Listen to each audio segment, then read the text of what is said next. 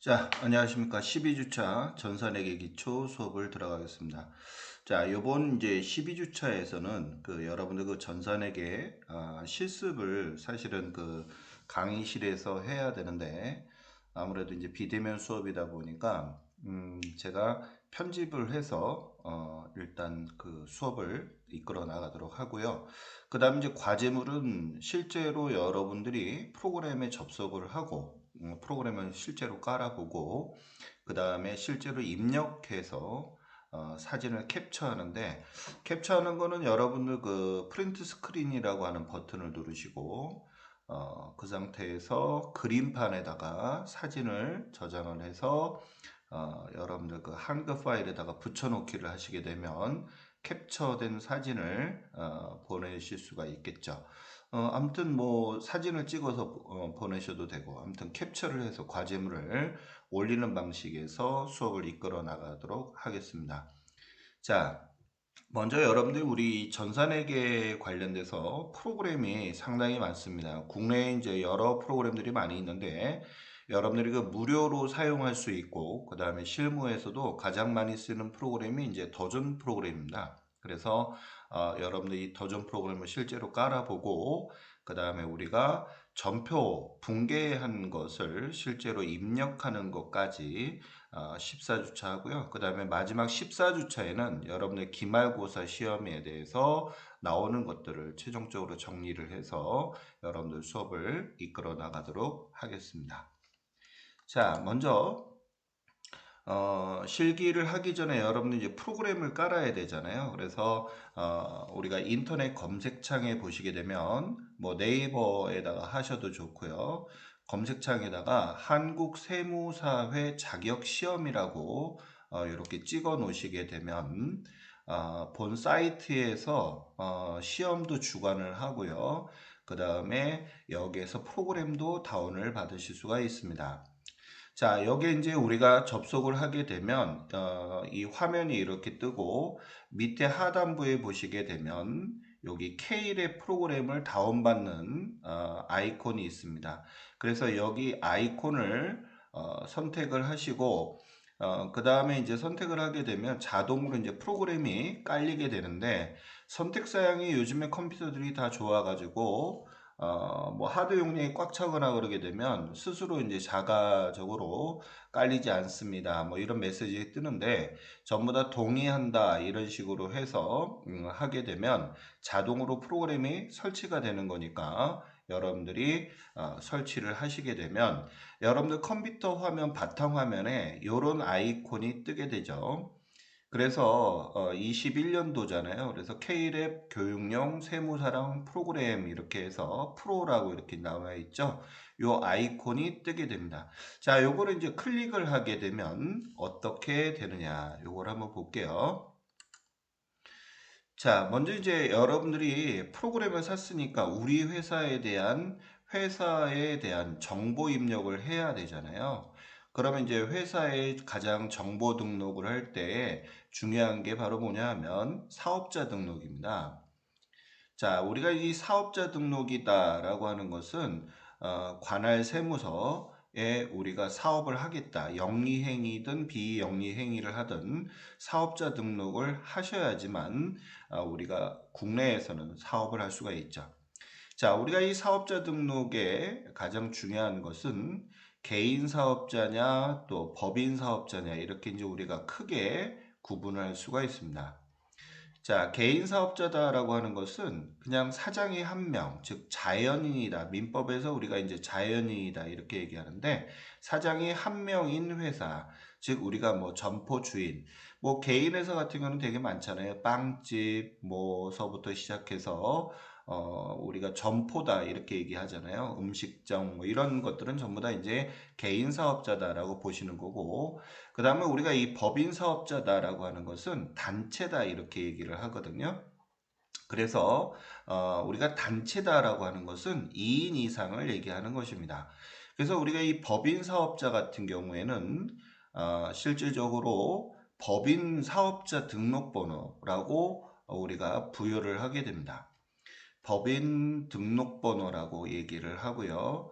자, 법인 등록번호라고 하는 것은 우리 인간의 주민등록번호하고 같다라고 보시면 돼요. 그러니까 이 법인이라고 하는 것은 하나의 사람과 같다라고 보기 때문에 법인 등록번호를 부여하지만 개인 사업자인 경우에는 사업자 번호만 있지 법인 등록번호는 부여하고 있지 않습니다.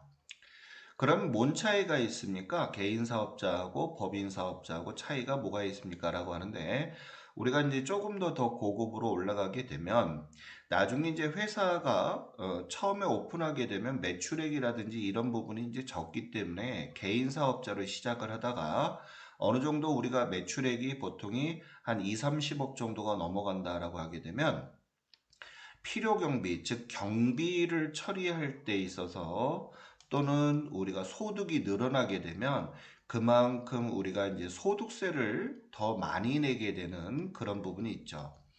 그러면 세금을 많이 낸다라고 하는 것은 부담이 큰 거잖아요. 그래서 앞으로 자기가 여러분들이 이제 이 다음에 사업을 하실 때 처음에 오픈하실 때는 개인 사업자로 시작을 하다가 회사의 매출액이라든지 회사의 볼륨이 좀 어느 정도 커졌다라고 하게 되면 법인 사업자로 전환을 하시는 것이 바람직하다. 그 이후에 궁금한 것이 있으면 저한테 언제든지 물어보시면 자세하게 알려드리고요. 일단 개인 사업자인 경우에는 실질적으로 이런 그 필요 경비라든지 이 소득에 관련된 세율이 상당히 높다는 거예요. 세율이 높다는 얘기는 그만큼 소득세, 세금을 더 많이 내야 되는데 반면에 법인 같은 경우에는 이런 그 소득이 발생할 때 있어서 세율이 상당히 낮기 때문에 세금 내는 부분에 대해서도 상당히 우리가 절세할 수 있는 그런 부분들이 있다. 다만 처음서부터 법인으로 하면 되잖아요 라고 얘기를 하는데 법인으로 하다 보면 아무래도 이제 투명성을 강조하게 되고 그 다음에 우리가 스스로 장부라든지 이런 부분에 관련돼서 준비를 해야 되는 부분들이 상당히 많이 있고 또 우리가 이제 개인 사업자를 하다 보면 아무래도 이제 자금이라든지 이런 부분에 여유 있게 우리가 활용을 할 수 있는 반면에 법인 같은 경우에는 그런 부분이 전부 다 좀 억제를 받는다라고 보시면 돼요. 그래서 개인 사업자일 때는 좀 우리가 유도리 있게 자금을 갖다가 사용하는 반면에 법인 같은 경우에 회사 돈을 쓰게 되면 전부 다 가지급금이라고 하는 그런 부분에 대해서 삼중고에 해당하는 페널티를 받는다 이렇게 보시면 돼요. 그래서 일단 그런 사업자 등록에 관련된 부분에 관련된 것은 나중에 여러분들이 사업을 할 때는 주변에 있는 세무사님이나 회계사님한테 충분한 조언을 받으시고 사업자 등록을 내시는 게 좋겠다. 자, 일단 우리가 이제 회계 프로그램을 구입했다라고 하게 되면 일단 내 거다라고 하는 것을 프로그램에다 입력을 해야 되잖아요. 그래서 저랑 같이 우리 한번 프로그램에 입력하는 것을 한번 해볼 거예요. 자, 임의적으로 회사 등록을 먼저 하고 로그인을 할 건데요. 자, 먼저 1001번의 본인의 이름, 예를 들어서 홍길동이다 그러면 홍길동으로 회사를 한번 차려보자고요. 그러면 개인 회사로 일단 할 거고요. 그래서 일단 회계 연도는 2기, 우리가 21년이잖아요. 그래서 우리가 회계 연도는 1년을 초과할 수 없어요. 그래서 1월 1일부터 12월 31일까지의 회계 연도를 설정을 할 거고요. 그 다음에 이제 사업자 등록번호는 임의적으로 제가 이제 부여를 한 겁니다. 그리고 또 일반 과세자이면서 거주자다. 자, 거주자라고 하는 것은 대한민국에 우리가 살고 있는 사람은 다 거주자다. 이렇게 보시면 되고 외국인 중에서 국내에 183일, 즉 1년 365일의 절반 정도를 살고 있다. 그래도 거주자로 보고 있습니다. 그러면 이 거주자라고 하는 것은 어떤 개념이냐면 세금을 내야 되는 거예요. 소득이 생기면 소득세를 부과를 하겠다. 이런 개념이다라고 보시면 됩니다. 자, 그러면 이제 대표자 명에 여러분들이 이제 사장님이 되실 거예요. 그래서 홍길동 이렇게 찍어도 되고 여러분들은 뭐 김철수 그러면 여기다 김철수 이렇게 찍으시면 되겠죠. 자, 그럼 이제 1001번을 여러분들이 찍으시고 그다음에 저는 이제 제 이름을 썼어요. 그 다음에 이제 개인 사업자인 경우에는 개인, 법인일 때는 법인. 이렇게 해서 이제 커서가 여기 이제 마우스를 들이대면 커서가 개인일 때는 1번, 그 다음에 법인일 때는 2번. 그래서 1번을 누르면 개인 이렇게 나오게 되죠. 그 다음에 이 프로그램을 사용할 거냐 사용하지 않을 거냐라고 하는데 꼭 사용에다가 놓으셔야 됩니다. 만약에 여기 미사용이다라고 하게 되면 프로그램에 접속이 안 된다는 거. 그러면 이런 기능은 왜 있습니까? 라고 하는데 나중에 회사가 폐업이 되거나 또는 이 회사에 대해서 정보에 대해서 더 이상 쓰지 않을 때, 그럴 때 우리가 사용이다, 미사용이다 이렇게 이제 우리가 쓰기 때문에 일단 사용이다라고 놓으시면 되겠죠. 자, 그럼 이제 아까도 제가 말씀드린 것처럼 1001번 이렇게 찍으시고 여러분들 아마 프로그램을 접속을 하시게 되면 요 지금 제가 이제 다른 프로그램을 땡겨서 받았기 때문에 이런 게 나오는데 아무것도 없을 거예요. 그래서 1001번 여러분들 이름 찍고 사용 그 다음에 이렇게 사용이라고 해놨죠. 또 개인 사업자 하게 되면 우측에 이제 이런 창이 뜨게 됩니다. 이제 우리가 보통 실무에서는 관련된 내용들을 다 입력하는 것이 바람직하다. 왜냐하면 나중에 이제 이 프로그램에 입력된 부분을 여러분들이 인쇄를 할 수가 있어요. 실제 프로그램에서는. 그래서 나중에 우리가 이제 DM 발송을 할 수 있고, 그 다음에 뭐 데이터를 정렬을 해서 통계를 낸다거나 뭐 이런 부분에 상당히 유익하기 때문에 여러분들이 알아두시고 또 실무 프로그램에서는 국세청에 있는 홈택스 프로그램하고 연결이 되어 있기 때문에 신고나 우리가 신고 전송할 때 있죠. 전자신고 그런 부분이 상당히 편리하기 때문에 웬만하면 빈칸에 있는 내용들은 다 제거를 다 입력을 해 주시는 것이 상당히 좋다. 자, 먼저 우리가 제가 아까 말씀드린 것처럼 우측에 이제 들어가게 되면 이제 가장 중요한 것이 이기다 이렇게 찍어주시고 그 다음에 1기 2기다 이런 얘기는 회계 기수를 얘기하는 거예요. 그래서 2년째 이제 우리 회사가 된다 이런 얘기가 되겠죠. 그 다음에 21년 1월 1일부터 21년 12월 31일 이렇게 이제 선택을 하고요. 그 다음에 여기다 이제 사업자 등록번호를 찍고 그 다음에 일반 과세 그 다음에 이제 과세 유형 전년일은 할 필요 없죠. 그 다음에 이제 대표자 이름에 자기 이름을 찍는 겁니다.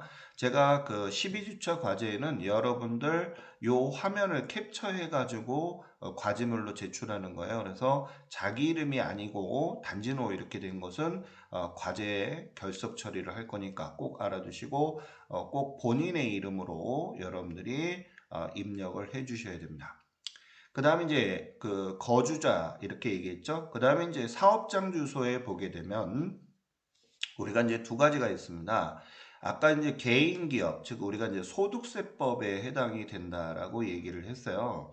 법인 같은 경우에는 제가 아까 단체를 이뤘다 그래서 우리가 세금을 내는 것이 법인세다 이렇게 돼 있는데 개인 같은 경우에는 우리가 주소지 또는 거소지 즉 살고 있는 곳의 관할 세무서에다가 우리가 사업자 등록을 내게 되는데 법인 같은 경우에는 주소지나 거소지가 아니라 본점 소재지 즉 회사의 본점이 위치하고 있는 소재지 관할 세무서에다가 사업자 등록을 해야 됩니다. 요즘에 이제 전산 시스템이 잘 돼 있어서 인터넷으로 다 하고 있는데 요 설정을 잘 해주셔야지 나중에 신고라든지 이런 부분에 불이익을 당하지 않거든요. 그래서 여러분들이 좀 알아두실 필요가 있다. 그래서 개인일 때와 법인일 때 사업자 등록을 할 때 개인일 때는 살고 있는 주소지 관할 세무서에다가 신고나 납부를 하시는 거고 그 다음에 법인일 때는 본점, 소재지가 있는 관할 세무서에다가 사업자 등록을 한다는 점을 꼭 알아두셔야 되겠습니다. 자, 우리가 이제 개인 기업이니까 여러분들이 살고 있는 집 주소를 여기다가 이제 찍어 주시면 되겠죠. 여기 이제 고무풍선이 말풍선이 있어요. 제가 앞으로 이거를 말풍선이라고 얘기할 텐데 말풍선을 누르게 되면 여러분들이 뭐 무슨 노로 이렇게 끝나잖아요. 주소가 하게 되면 자동으로 우리가 선택이 돼서 우편 번호하고 나오고요. 밑에 하단부에는 그 외 주소를 입력을 하시면 우리가 입력이 됩니다. 여기 마찬가지 자택 주소도 마찬가지 이렇게 입력을 하고요. 그 다음에 이제 제일 중요한 게 업태하고 종목이 되겠죠. 자, 업태가 더 큰 거예요. 그 다음에가 하부가 종목이다 이렇게 보시면 돼요. 그러면 예를 들어서 뭐 건설이었다 그러면 여기다가 건설, 그 다음에 여기다가는 뭐 소방이면 소방, 뭐 토목이면 토목 이렇게 되겠죠. 자, 그럼 여러분들은 지금 이제 처음이니까 처음에 로그인 하기 전이니까 뭐 아무것도 안 찍으셔도 상관이 없어요. 저 같은 경우는 여기다 이제 서비스 이렇게 하고 여기다 이제 뭐 교육 이렇게 이제 찍어보게 되겠습니다.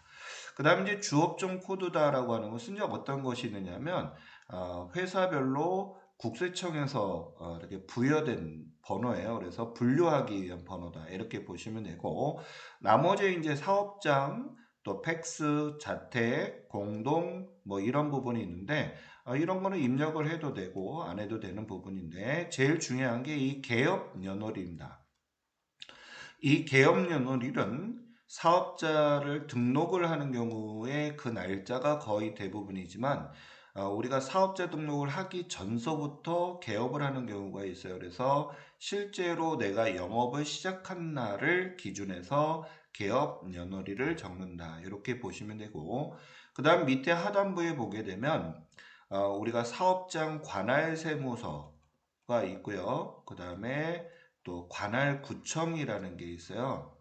자, 그러면 요거 우리가 좀 알아두셔야 될 것이 세무서는 우리가 국세청이죠, 국세청. 그 다음에 관할구청이다라고 하는 거 우리가 이제 예를 들어서 소득세를 1,000원을 냈다라고 하게 되면 구청에다가 내는 구세라고 얘기하네. 우리가 이제 지방소득세다 이렇게 얘기하거든요. 옛날에는 이것을 우리가 이제 주민세다 그래서 본세의 10%를 구청에다 내야 됩니다. 그러니까 1,000원에 10%니까 100원이죠. 그죠? 예를 들어서 종로다. 그러면 종로세무서 이렇게 찍고요. 관할구청이 어디냐라고 하게 되면 종로구청 이렇게 입력을 하시면 되고요. 우리가 세금은 항상 본세, 즉 본세의 10%에 해당하는 것이 바로 주민세 이렇게 얘기를 했는데 요즘엔 주민세라는 말을 쓰지 않고 대신에 지방소득세다라고 이름을 붙여서 쓴다는 거. 자, 밑에 하단부까지 끝까지 찍게 되면 뭐든지 엔터키로 움직이셔야 됩니다. 마우스를 잡고 하는 게 아니라 항상 데이터를 입력하고 나서는 엔터키로 움직이셔야 자동으로 저장이 되니까 여러분들이 꼭 알아두실 것이 끝에까지 다 입력을 하게 되면 여러분들이 엔터로 정리를 하게 되면 지금 여기 나와 있는 그 1001번 밑에 커서가 하나가 딱 내려가요. 내려가게 되면 여기 커서가 깜빡깜빡 그 밑에 칸에서 움직이면 자동 저장됐다라는 것을 알 수가 있겠죠. 자, 이래서 우리가 이제 여러분들 사업자 등록을 하고 다시 이제 빠져나옵니다. 프로그램 이제 빠져나오게 되면 이제 다시 로그인을 할 거예요. 그럼 이제 회사 코드를 누르게 되면 여러분들이 방금 자기 이름으로 해서 회사 등록을 하셨잖아요. 요거를 선택을 하시면 회사명이 자동으로 단진호 이렇게 뜨고요. 1001번 이렇게 하고서 로그인을 클릭을 하시게 되면 자동으로 우리가 입력을 하게 되고 나중에 여러분들이 계속 입력을 하실 때는 회사 코드에 자기가 여러분들이 입력한 1001번의 단진호라고 하는 회사의 이름을 클릭을 해서 들어가게 되면 우리가 프로그램을 활용하실 수 있다라고 보시면 되겠습니다.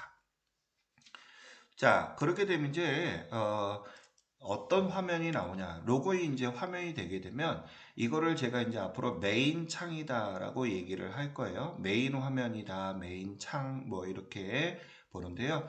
메인이다 즉 메뉴 화면이에요. 그래서 우리가 이제 일반적으로 붕괴를 입력하는 점표 그 다음에 또 기초 정보 입력하는 거, 또 장부 관리, 즉 우리가 이제 검색하는 거예요. 또 결산을 하면서 우리가 재무제표를 실제로 만드는 그런 화면이 되겠고요. 그 다음에 이제 우리가 프로그램을 처음에 샀으니까 우리가 이제 기존에 있었던 자료, 즉 전년도를 우리가 전기라고 하잖아요. 그래서 전년도분의 자료를 데이터를 우리가 입력을 해야지만 계속 이어서 쓸 수 있잖아요. 그래서 이것을 우리는 이제 전기분 재무제표다 이렇게 얘기해요. 그 다음에 이제 나머지에 관련된 부분을 보시게 되면 고정자산, 그 다음에 자금 관리, 데이터 관리 이렇게 나와 있는데 실질적으로 이제 저랑 같이 연습할 것은 이 기초 정보하고요. 그 다음에 전기분, 그 다음에가 전표 입력하는 걸로 여러분들이 본 강좌는 마무리를 짓게요. 좀 더 우리가 이제 오프라인 수업을 하게 되면 시간이 좀 많이 있다라고 하게 되면 전산회계 우리가 지금 배우는 것이 전산회계 2급 과정이거든요. 그래서 2급의 시험을 볼 수 있는 그런 부여를 해주고 싶은데 아무래도 이게 우리가 비대면 수업을 하다 보니까 아무래도 이제 그런 부분이 좀 한계적이다 이렇게 볼 수가 있겠네요. 자, 먼저 그럼 이제 우리가 임의적으로 내 이름으로 된 회사를 입력을 했잖아요. 이제는 본격적으로 실제로 회사 등록을 하는 거를 한번 해보자고요. 자, 여기 보시면 이제 기초정보관리를 보시게 되면 회사 등록이라고 하는 그 메뉴가 있어요. 자, 요거를 선택을 뚝 하시게 되면 마우스로 더블 클릭을 하시게 되면 자, 더블 클릭을 하시잖아요. 그러면 이제 회사를 입력하는 그런 장면의 화면이 나오겠죠. 자, 우리가 이제 예를 하나 들어보겠습니다. 이제 대박상사라는 회사예요. 자, 여기 보시게 되면 코드 번호는 5001번으로 할 수 있고요. 자, 우리의 이 더전 프로그램은 10,000개의 회사를 입력할 수가 있어요. 어마어마하죠, 그죠? 그렇기 때문에 여러분들이 계열사든 여러 회사를 보유하고 있는 회사인 경우에는 충분하게 프로그램 하나 가지고서 사용할 수 있다. 자, 먼저 우리가 이 대박상사 5001번에 대해서 저랑 같이 한번 입력할 건데요. 자, 제조도매기업 우리가 회계 기수는 12기입니다. 12기가 됐다는 얘기는 회사가 12년이 되는 해다라고 보시면 돼요. 자, 그러면 여기 이제 보시게 되면 2021년서부터 1월 1일부터 12월 31일까지가 바로 회계 기간이죠. 자, 이 회계 기간이다라고 하는 것은 장사하는 기간이다라고 보시면 돼요. 자, 우리가 이제 세법에서는 회계 기간은 1년을 초과할 수가 없어요. 부득이한 경우든 어떠한 경우에도 이 회계 기간은 1년을 초과할 수가 없거든요. 그 점 알아두시고 자, 우리가 어떤 회사인가 한번 볼게요. 상품을 구입해서 판매하는 회사다. 이렇게 돼 있고요. 여기 보면 12기라고 했어요, 제가. 자, 12기 2021년부터 12월 31일까지의 데이터를 저랑 같이 입력을 할 겁니다. 자, 여기 이제 사업자 등록증은 관할 세무서에서 발급을 해줘요. 자, 먼저 이거는 이제 개인 사업자예요. 만약에 법인인 경우에는 여기 이제 법인 사업자 등록번호가 들어가는데 우리가 이제 기초니까 법인 등록번호가 아닌 개인 사업자인 경우에 사업자 등록을 해보도록 할 거예요. 자, 여기 이제 등록번호다라고 하는 것은 개인 사업자의 사업자 등록번호다 이렇게 보시면 되고 상호는 대박, 그 다음에 대표자는 왕대박, 개업연월일이라고 나와 있죠. 요거는 개업연월일이 2010년서부터 5월 2일서부터 시작을 했다 이런 얘기예요. 영업을 시작했다 이런 얘기가 되겠고 그 다음에 이제 왕대박의 주민번호, 사업장 소재지. 자, 개인 회사일 때는 아까 제가 개인의 뭐라고 그랬냐면 주소지나 또는 거소지라는 얘기는 살고 있는 곳 이런 얘기예요. 그래서 보시면 서초구 명달로에 살고 있네요. 그러니까 당연히 자, 세무서도 서초세무서가 되고요. 관할도 서초구청이 되겠죠. 그래서 구청에다가는 아까 제가 얘기하는 지방세, 지방소득세라고 하죠. 주민세라고 하지 않는다고 그랬어요. 자, 그래서 서초구청, 그 다음에 관할세무서는 서초세무서 이렇게 들어가시면 됩니다. 그래서 개인 사업자일 때는 주소지나 거소지가 사업자에 해당하는 관할세무서가 된다라고 했어요. 그 다음에 아까 제가 업태하고 종목인데 업태가 더 큰 거라고 그랬죠. 자, 이 회사는 지금 보니까 도소매를 하고요. 그 다음에 문구를 한다라고 나와 있어요. 자, 여기 개업 연월일과 사업자 등록증 발급일이 똑같죠. 그죠? 뭐 달라질 수도 있는데 항상 중요한 것은 이 개업 연월일이 상당히 중요하다. 왜? 이 회사의 회계기간은 5월 2일부터 12월 31일이 바로 회계기간이 되기 때문에 그렇습니다. 다음 연도에는 우리가 어떻게 돼요? 1월 1일부터 12월 31일이 되겠죠. 그죠? 자, 우리가 이제 사업자 등록증을 봤어요. 자, 이것을 우리가 이제 아까 제가 말씀드린 거대로 회사 등록에 들어가서 입력을 할 겁니다. 자, 그럼 이제 아까 제가 말씀드린 대로 그 데이터를 그대로 등록을 하고 5001번 로그인을 하고 다시 이제 재로그인을 한다고 그랬죠? 그럼 이제 입력을 다 한 다음에 꼭 저장을 누르고 저장을 할 때는 엔터키로 항상 움직이셔야 됩니다. 자, 5001번 대박상사 개인이면서 사용하겠다. 첫 번째 이제 입력을 하겠죠. 왼편 쪽에. 그 다음에 이제 회계기간은 12기. 1월 1일부터 12월 31일 하고 엔터. 항상 엔터키로 우리가 움직이셔야 된다라고 얘기를 했어요. 자, 입력을 하고요. 도로명으로 해서 집원 주소를 하게 되면 여러분들이 집 주소라든지 사업자 등록증에 있는 주소를 우리가 입력할 수 있습니다.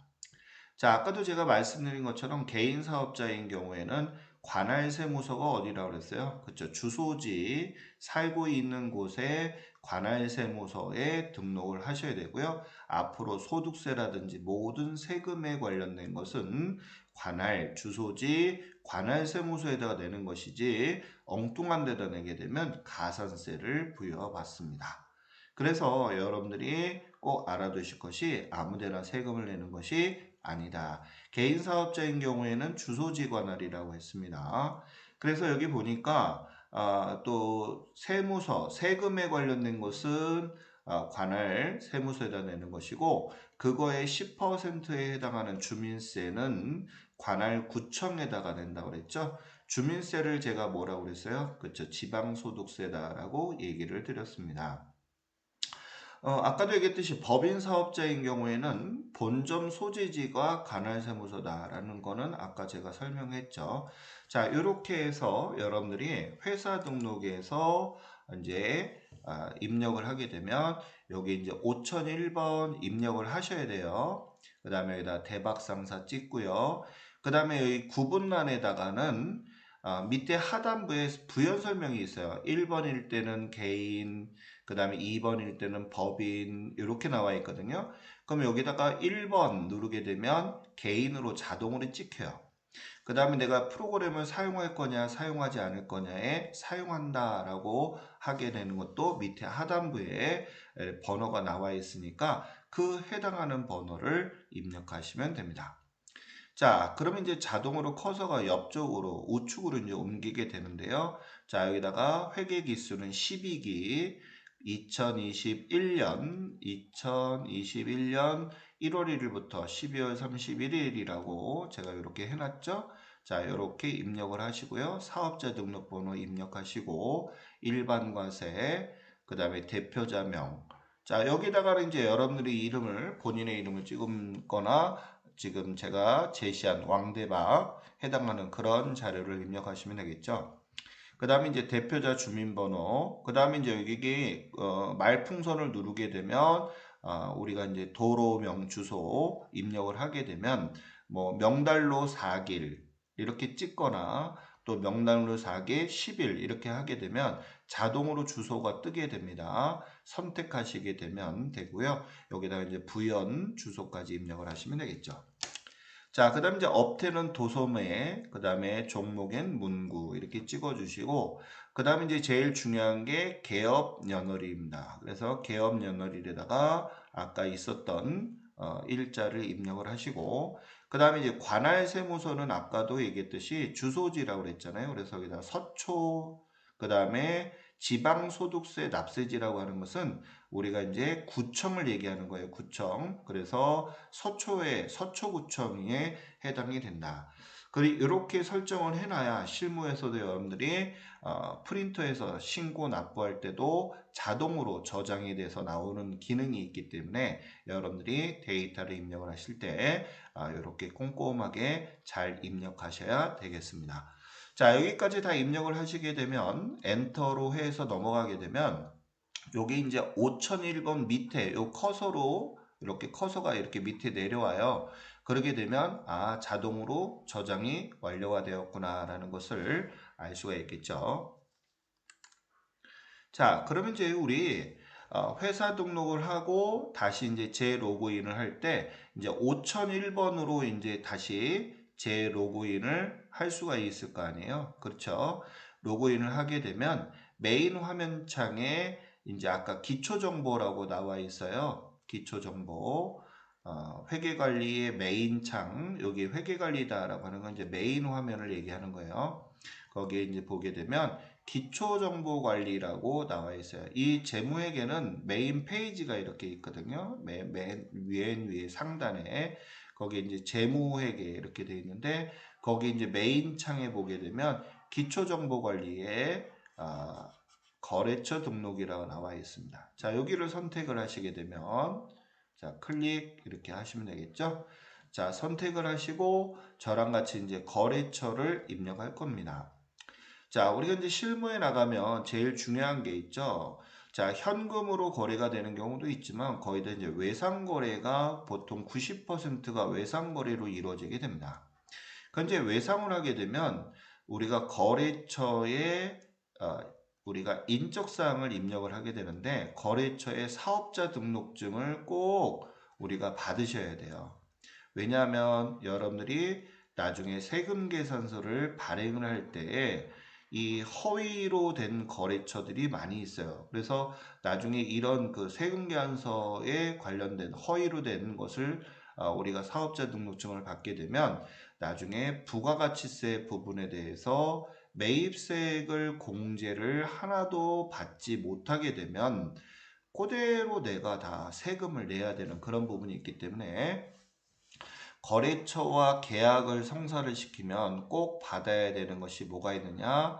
첫 번째가 사업자 등록증이고요. 두 번째는 통장사본을 꼭 받으셔야 되겠고요. 세 번째는 회사가 좀 볼륨이 있다라고 하게 되면 감사보고서. 왜냐하면 이 감사보고서는 이 회사가 지금 어떤 상태에 있고 어떤 소송에 있고 이런 내용들을 볼 수 있는 게 바로 이 감사보고서거든요.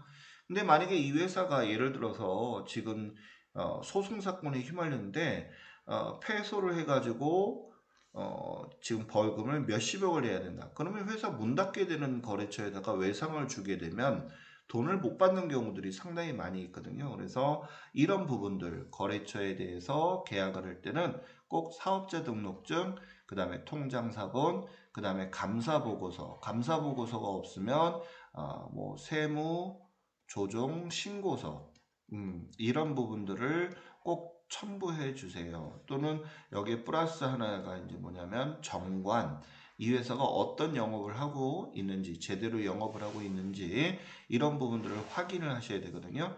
그래서 이런 내용들은 기본적으로 여러분들이 받아야 되겠다. 이런 걸 알아두셨으면 좋겠고, 그 다음에 이제 제일 여기다 플러스 하나 하게 된다면 그 회사의 담당자에 대한 인적사항, 뭐 이메일 주소까지. 왜냐하면 나중에 세금계산서도 발송을 해줘야 되는 그런 부분이 있거든요. 그래서 이런 것 등을 회사 등록할 때 또 거래처 등록할 때 입력하시면 됩니다. 자, 우리가 이제 그러면 거래처 등록을 하게 되면 크게 우리가 거래처는요, 이 프로그램에서 세 가지로 구분하고 있어요. 일반 거래처, 두 번째는 금융에 관련된 거래처, 세 번째는 카드에 해당하는 거래처, 이렇게 이제 세 가지로 구분을 짓거든요. 일반 거래처다라고 하는 것은 우리가 매입을 하거나 매출을 하는 그런 거래처를 입력할 때는 일반 거래처, 금융이다라고 하는 것은 여러분들 은행이라든지 또는 증권회사라든지 뭐 이런 데가 있겠죠. 그 다음에 이제 카드, 뭐 법인카드에 보면 이 카드도 두 가지가 있어요. 법인카드 중에서 매입하는 카드가 있겠죠. 그 다음에 내가 매출하는 카드도 있을 거 아니에요. 물건을 팔을 때 카드를 거꾸로 받는 경우도 있죠. 그래서 이렇게 거래처는 크게 세 가지로 구분한다. 일반 거래처, 금융거래처, 그 다음에 카드 거래처. 자, 그러면 이제 우리가 거래처가 나와 있어요. 그래서 거래처는 101번서부터 시작이 돼요. 그래서 여기 보니까 홈플러스, 다이소 뭐 해가지고 쭉 나와 있네요. 그 다음에 이제 98,000번서부터는 어때요? 금융기관 쪽이죠. 은행, 뭐 금융기관에 해당하는 거래처가 되겠고요. 그 다음에 여기 카드 회사가 있네요. 그쵸? 그래서 여기 108번까지는 그냥 일반 거래처다 이렇게 보시면 되겠고, 그 다음에 98,000번, 그 다음에 98,001번은 금융, 즉 우리 회사에서 쓰는 금융기관이다라고 보시면 됩니다. 자, 여기 이제 보시게 되면 보통예금 통장, 또 당좌예금 통장 이렇게 나와 있고요. 그 다음에 여기 보시면 가맹점 번호가 있는데 매출이죠. 우리가 이제 가맹점 번호 카드가 있어요. 그래서 여러분들 왜 식당에 가게 되면 문가에 여러 카드 그 스티커들이 붙어 있는 게 있어요. 그게 이제 바로 우리 회사는 매출 카드로 입력이 됩니다. 이렇게 이제 보는 거고요. 가맹점 번호를 부여하죠. 그 다음에 이제 우리 회사에서 사용하는 이 법인카드가 있죠. 이 법인카드에 대해서 잠깐 얘기를 드리면 이 법인카드는 일시불로 결제가 됩니다. 회사별로 좀 차이가 있지만 보통이 1억 한도로 해요. 그래서 1억까지 쓸 수가 있는 카드죠. 그래서 유형은 매입할 때나 사업용 카드로 보통 입력을 하게 되고 있다. 이렇게 보시면 됩니다. 자, 우리 한번 정리해 볼게요. 거래처 등록은 크게 세 가지로 구분이 된다. 일반 거래처, 금융거래처, 카드 거래처로 우리가 입력을 하고요. 여기 이제 보시게 되면 101번서부터 쭉 입력을 할 수 있고요. 9,999개의 거래처를 입력할 수 있고, 그 다음에 금융거래처는 9만 번대에서부터 입력을 할 수가 있고요. 카드는 99,600번서부터가 카드 회사를 입력할 수 있다라고 보시면 될 것 같습니다. 자, 지금 이제 우리가 화면에 보시면 알겠듯이, 자, 이 메인 화면에 보면 기초 정보 있죠? 여기 이제 거래처 등록을 딱 클릭을 하시게 되면 우리가 방금 봤던 자료를 여기다 입력을 할 거예요. 거래처 등록을 왜 하느냐 하면 나중에 여러분들이 이제 세금 계산서를 발급을 한다거나 이런 경우에 가장 편리하게 되고요. 이런 그 거래처 등록이 없으면 세금연서를 발급을 해도 가산세를 우리가 내야 되는 그런 불상사가 생기기 때문에 거래처로부터 사업자 등록증과 이 거래처 정보를 꼭 입력을 하셔야 됩니다. 아까 제가 DM 발송도 할 수 있다라고 했었죠. 거래처에 대한 뭐 잔고 확인을 한다든지 뭐 우편으로 보낸다든지 하는 주소 같은 경우가 자동 프린트 기능이 있어요. 실무에서는. 그래서 이렇게 거래처 등록을 하시면 좋겠다. 자, 그럼 이제 메인 화면에서 기초 정보에 들어가서 자, 거래처 등록을 입력을 할 겁니다. 자, 그러게 되면 이제 어떤 게 있는가 볼게요. 자, 아까도 제가 얘기했듯이 거래처 등록하는 것은 일반 거래처 등록하고 금융거래처, 그 다음에 또 하나는 카드가 있다. 이렇게 나와 있죠.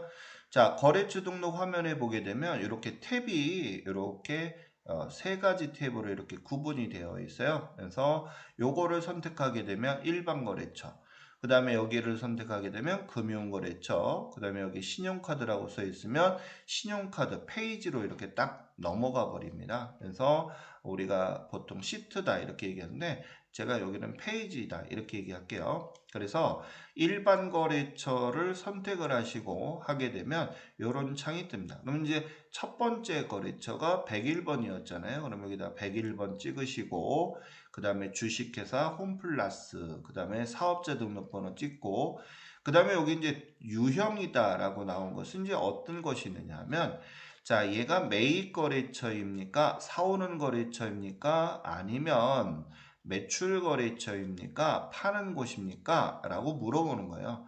근데 매입도 하고 매출도 하고 그러면 여기다가 우리가 동시 이렇게 찍으시면 되고요. 밑에 하단부에 보시게 되면 이렇게 매입거래처 1번, 매출거래처 2번, 뭐 동시는 3번 이렇게 나와 있기 때문에 여기다 번호를 입력하시게 되면 자동으로 이렇게 동시 이렇게 나타날 수 있다. 자, 그러면 이제 여기 사업자 등록번호를 여기다가 이렇게 찍어 주시잖아요. 그 다음에 거래처의 대표자명, 그 다음에 업태와 종목을 찍으시고 회사 주소를 말풍선을 통해서 입력을 하시고요. 꼭 항상 엔터로 들어가 줘야지만 커서가 밑으로 이렇게 한 칸 내려와서 있으면 자동으로 저장된 거다. 이렇게 보시면 되겠습니다. 자, 이런 유형으로 해서 거래처를 쭉 입력을 하시게 되면 되겠죠? 자, 그 다음에 이제 금융기관이에요.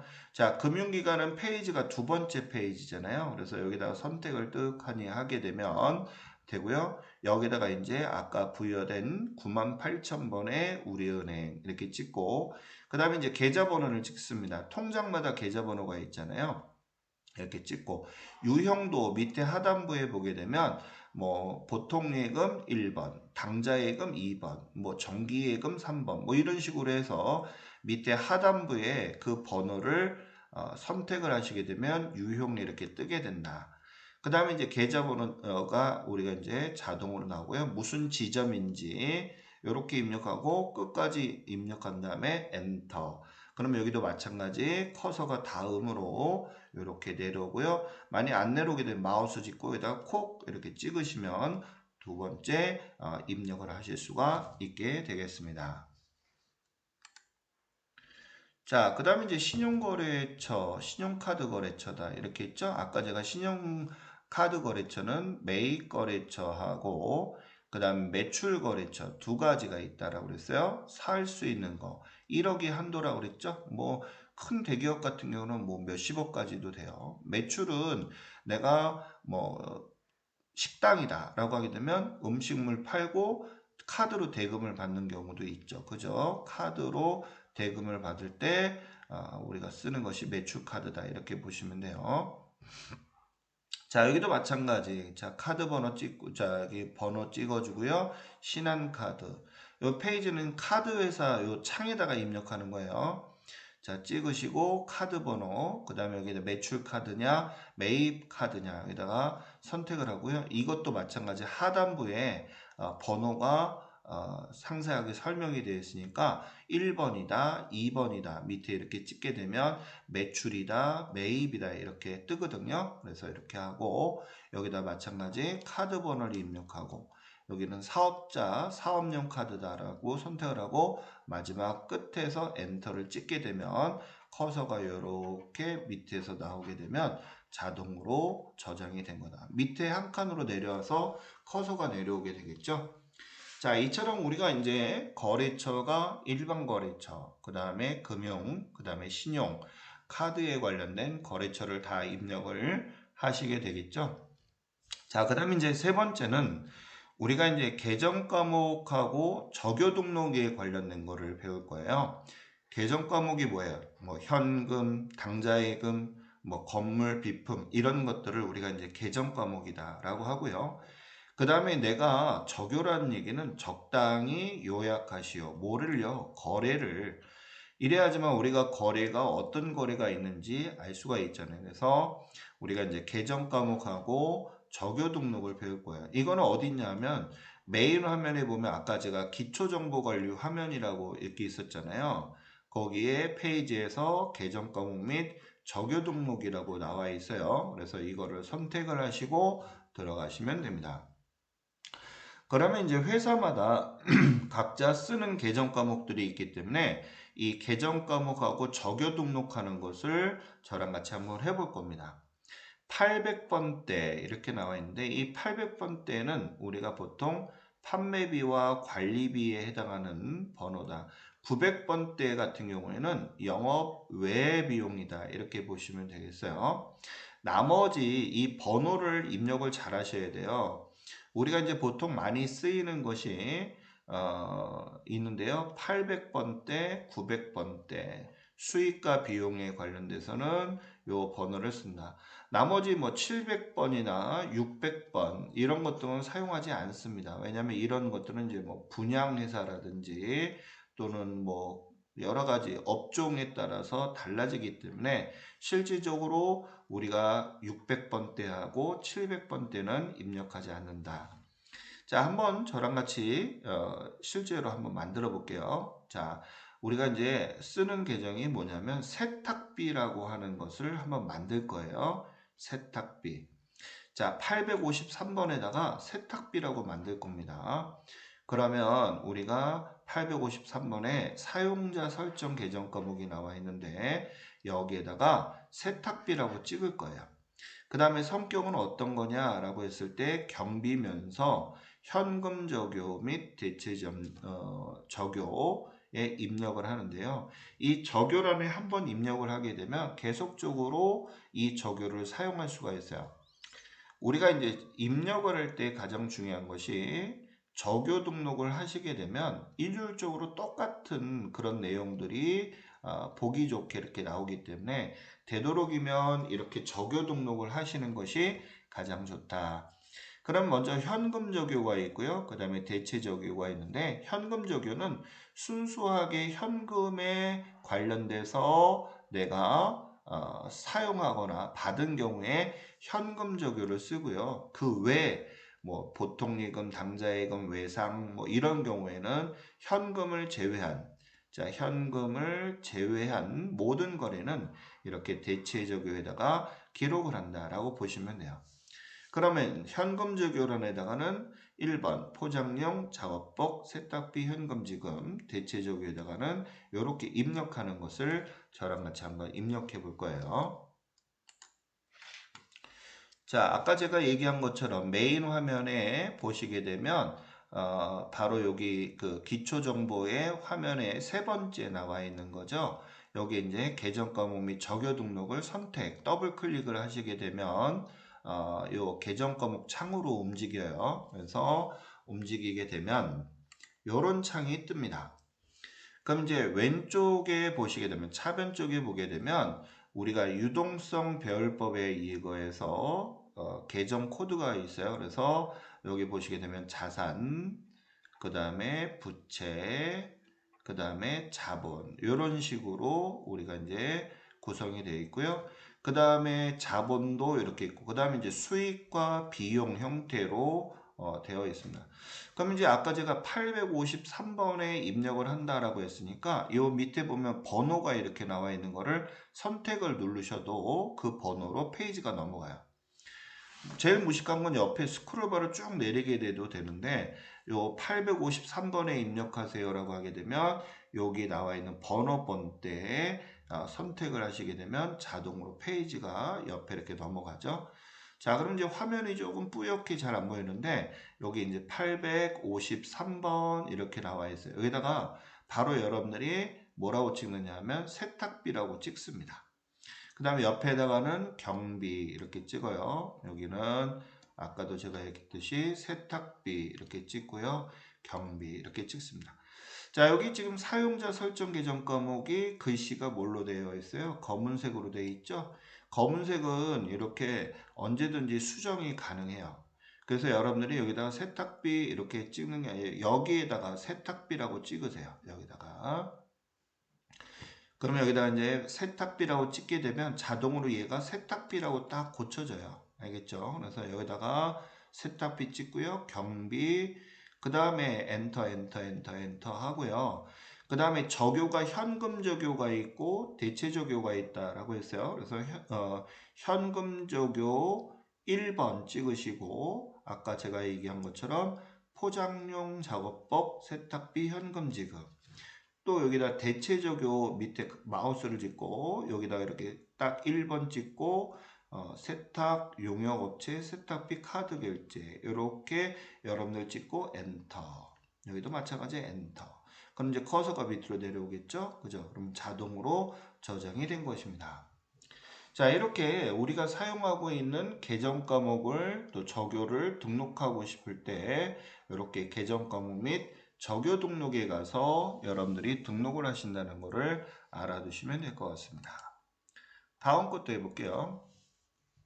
자, 요거는 제가 기말고사 때 여러분들 꼭 시험에 낼 겁니다. 반드시 낼 거고요. 이거는 꼭 주관식으로 시험을 내거나 아니면 이거 제가 시험 문제 가르쳐 줄 때 생략 이렇게 들어가는 거니까 하나 한 문제 가르쳐 드렸어요. 꼭 기억을 하세요.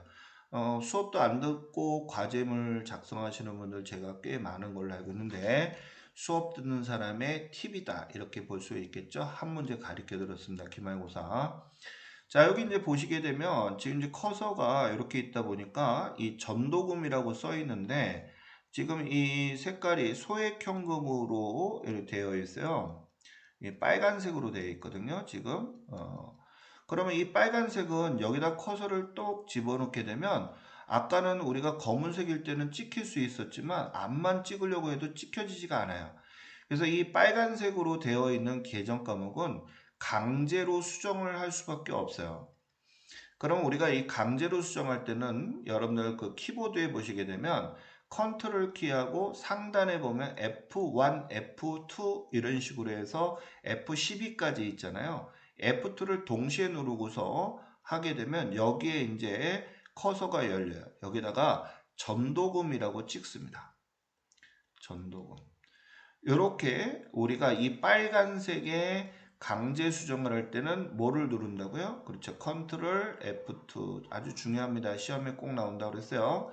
그래서 소액현금을 전도금으로 우리가 바꿀 때에는 무슨 키를 누른다고요? 그렇죠. 컨트롤 F2 키를 눌러야지만 된다. 이게 만약에 그냥 검은색일 때는 그냥 여기다가 찍으면 상관이 없어요. 그런데 이 계정 과목이 빨간색인 경우에는 강제 수정을 한다. 이렇게 얘기했어요. 그래서 강제 수정으로 계정 과목을 바꾸고자 할 때는 컨트롤 F2다. 이제 여러분들 실무에 나가시게 되면 임의적으로 계정 과목을 바꾸려고 하는데 이것은 안 됩니다.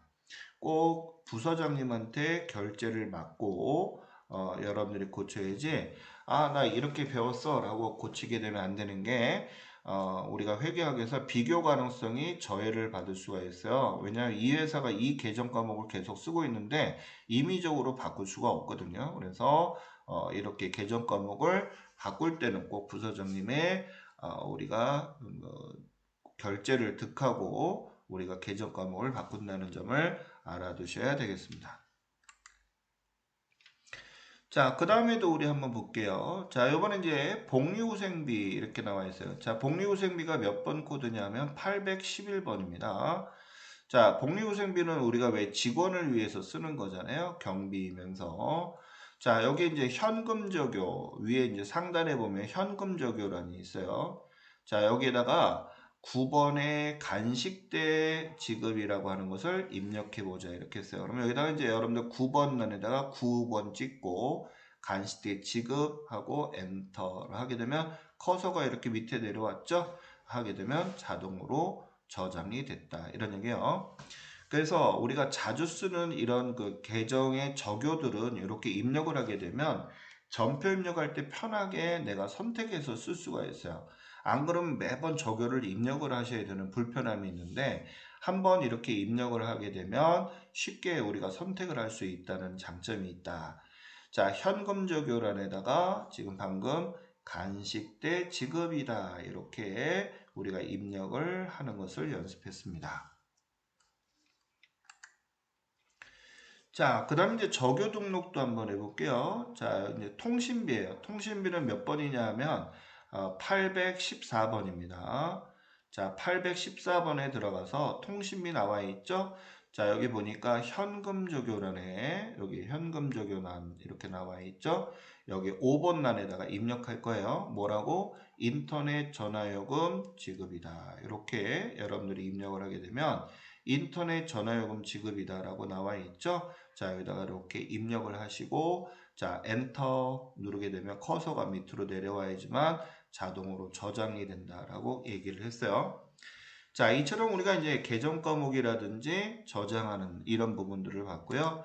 그 다음에 이제 하나 더 여기 이제 보시게 되면 환경 등록이라고 나와 있어요. 기초정보 화면에 보시게 되면 우리가 환경 등록이 있는데 여기 이제 환경 등록은 뭐 세법이 바뀌면서 세율이라든지 또는 뭐 정책적으로 바뀌는 부분이 있으면 여기다가 우리가 고치는 부분이에요. 뭐 원단이다 그러면 원으로 고친다. 우리 회사가 일본으로 갔다 그러면 엔으로 되겠죠. 아니면 뭐 미국으로 갔다 그러면 달러로 바꾼다든지 이런 부분을 우리가 이제 환경 등록 소수점은 뭐 소수점 한 자리, 두 자리 뭐 이렇게 바꾸는 그런 부분을 환경 등록이다.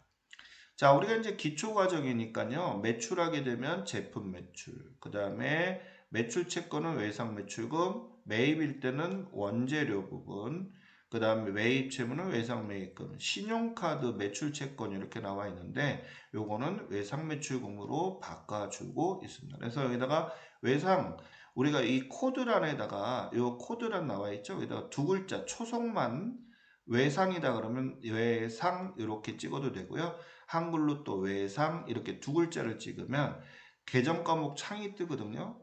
외상 매출금 이렇게 하게 되면 선택을 하게 되면 이렇게 수정을 할 수가 있고요.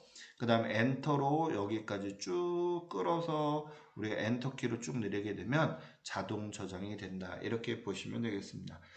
자, 오늘 이제 저랑 같이 이 프로그램에 대해서 선택하고 입력하는 그런 부분까지를 봤어요.